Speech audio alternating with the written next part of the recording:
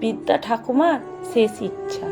ছেলে প্রায় তার স্ত্রী পুত্রকে নিয়ে বাইরে খেতে যায়, কিন্তু বৃদ্ধা মাকে ঘরে রেখে যায়। ছেলে মনে করে মা বুড়ো মানুষ, হোটেলে খেতে যাবার ইচ্ছে নেই, তাই কোনো দিন সেধেও দেখেনি। বলেনি যে একদিন নাতি বায়না ধরল, ঠাকুমাকেও আজ সাথে করে নিয়ে যাব, যেতেই হবে। অনিচ্ছা সত্ত্বেও বুড়ো মাকে সাথে নিতে হলো। হোটেলে খেতে গিয়ে মায়ের খুশি আর ধরে না। নাতির সাথে মিলে খুবই আনন্দের সাথে সব কিছু চেটে পুটে খেলো।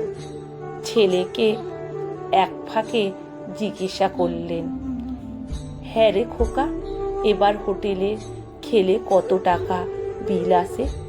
ওটা জেনে তোমার কি লাভ? তবুও বল না শুনি। ওটা নির্ভর করে খাবার উপরে। এই ধরো, আজ বিল এসেছে প্রায় 1200 টাকা।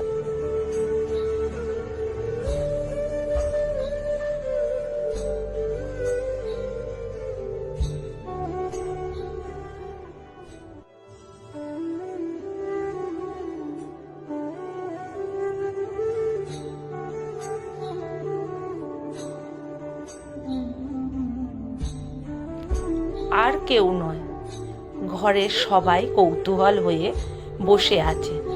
বাক্সটা খুলে দেখলো বেশ কিছু টাকা আছে, আর একটা চিরকুট লেখা আছে তাতে, দাদু ভাই, তুমি যখন এইটা পড়বে তখন আমি তোমাদের থেকে ধরাছোঁয়ার বাইরে কিছু টাকা রেখে যাচ্ছি।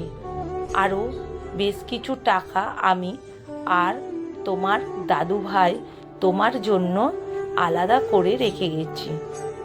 তুমি যখন বড় হবে সেইগুলো দিয়ে তোমার বৃদ্ধ বাবা মায়ের সেবা করবে, ফাঁকে ফাঁকে তাদেরকে বেড়াতে নিয়ে যাবে, মাঝে মধ্যে বাইরে কোথাও খেতে নিয়ে যাবে। তোমার কারণে আমি এই বৃদ্ধ বয়সেও একদিনের জন্য হলেও মনের আনন্দে ঘুরতে পেরেছি, বাইরে খেতে পেরেছি। আমার খুবই ভালো লেগেছে সেই দিন। আমাকে যেমন আনন্দ দিয়েছো, তেমন বাবা মাকেও তেমনভাবে আনন্দ দিও। কেমন মনে থাকবে তো দাদু ভাই? লেখা সংগৃহীত, পাঠে অনিতা ভট্টাচার্য। বন্ধুরা, ভিডিওটা ভালো লাগলে প্রচুর শেয়ার করবেন।